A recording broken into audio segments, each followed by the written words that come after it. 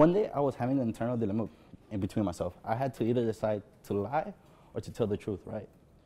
So one day, I decided to hang out with my girlfriend. My friend. We went out and we hanged out. And she was like, I want to go try on this dress. I was like, all right. So she goes on, and she goes on to try on the dress.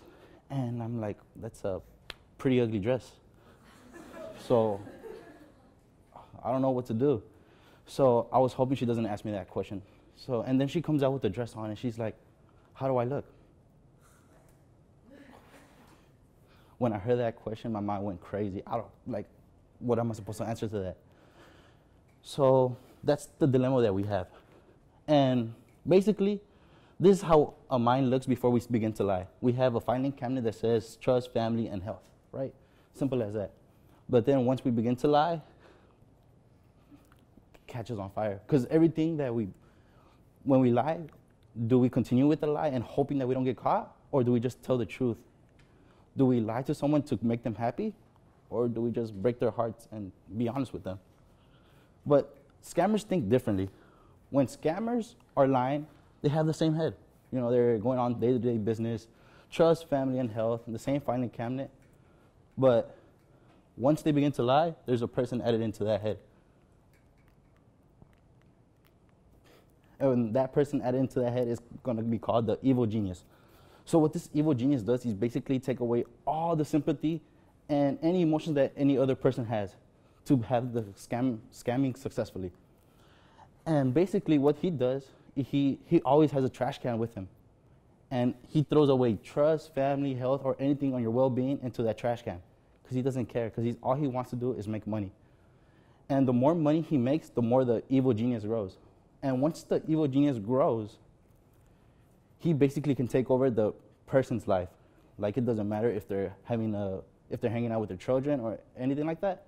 They will always be working on a new plan or an evil scheme to take away someone else's money.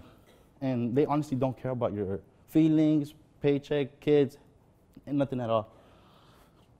So I have a graph that I have set up here, and basically it's really simple. Normal individuals feel really guilty after lying, and while scammers, basically, they don't care. All they do is try to take away your money. And during my experience of being scammed, scammers literally do not care about nothing at all. My earliest scam was basically at the age of 15. One day, I gave this cute girl my phone number, right? And I was on my phone all day. I was like, I hope she calls me. I hope she calls me. And then I finally got a call, and I was like, yes.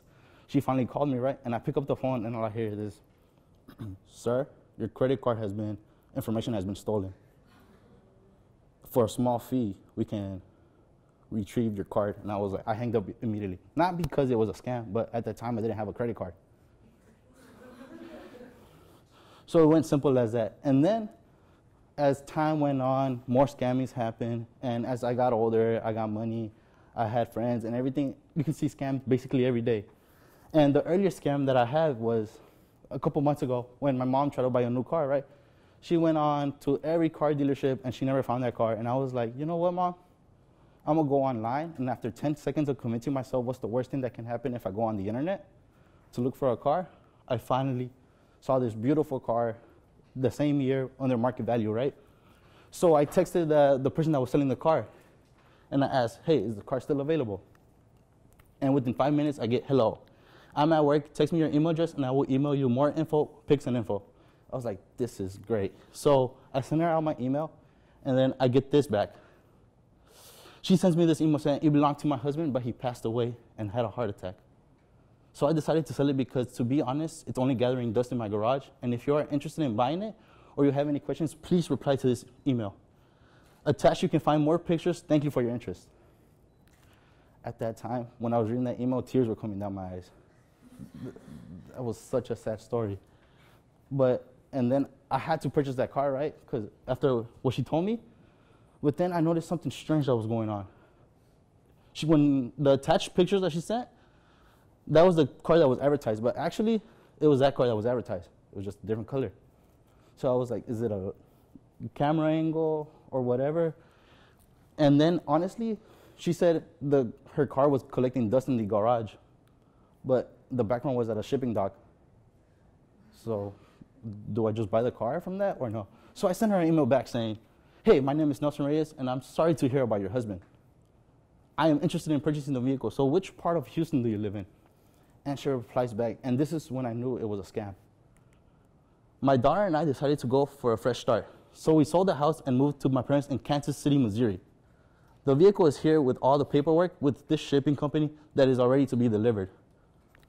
I thought it was at the garage, but I guess it's at the shipping company now.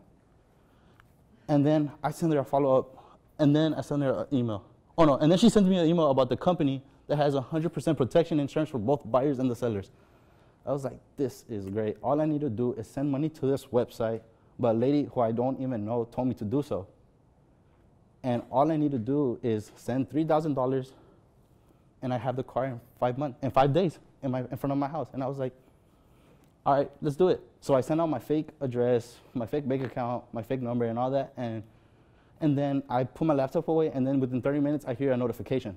And I go back to my laptop, and all I hear, and I see this email that says, have you sent the money? I'm never going to send that money. So at the same time, I got another notification saying, hey, you are receiving this email because blank has selected company name to handle secure online transaction with you. And I was like, okay, I might send the money now because it seems believable, right? No. Their website is so poorly edited. And also, like, instead of sending money through the website, you have to do bank transfers, which makes it look kind of sketchy. So what I did was like, you know what? I'm going to just have fun and mess around with them. So a couple of days later, I'm like, you know what? I told my brother about this offer, and he would like to go personally pick it up with cash in hand. Is that okay with you? I wonder what she says.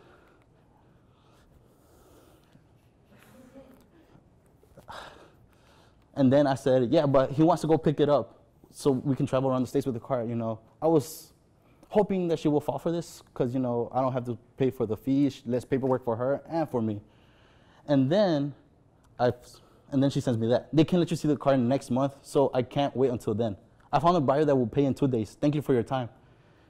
I thought the car was at the garage, so how come I can't see it today if I go? But I guess I have to see it next month.